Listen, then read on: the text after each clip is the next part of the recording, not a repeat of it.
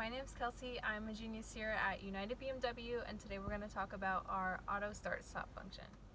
So just for a little bit of background, the United States has some of the strictest and most advanced emission standards in the world, and the implementation and utilization of our auto start stop button has been key in our compliance with these standards. So since this function was first introduced more than 6 years ago, there have been 3 separate startup scenarios. The first being default off, meaning that the driver could choose to turn the system on if they wanted to anytime they got into the vehicle. The second is user settings, and what that means is anytime you turn it off, it's going to stay off until you decide to turn it on, or vice versa. And the third is default on, and what that means is every time you get into the car, if you don't want it on, you have to turn the system off manually. So scenario 2 was in place until model year 18. Everything produced in 2018 and on has what we call scenario 3, or the default on setting.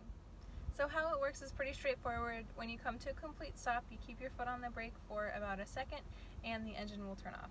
BMW describes it as more of a half off than a full engine shut off. This is done to protect the health and longevity of your engine over time while still meeting the US's emission standards. So when the system is active, you'll see an auto start stop icon in your dash in green. If the system deactivates itself for any reason, as it will do when it's no longer efficient, you'll see the same symbol with a slash through it.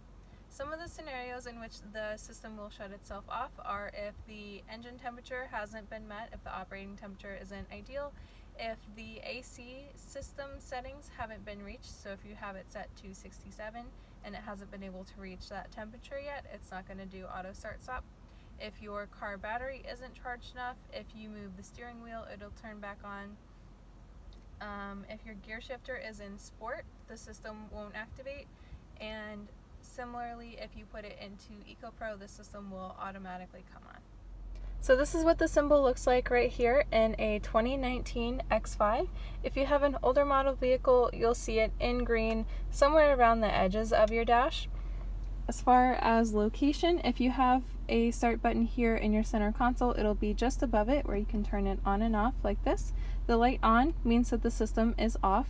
If you have an older model vehicle, so anything 18 and older, you'll see your start button here, and your auto start stop function will either be to the left or right below it.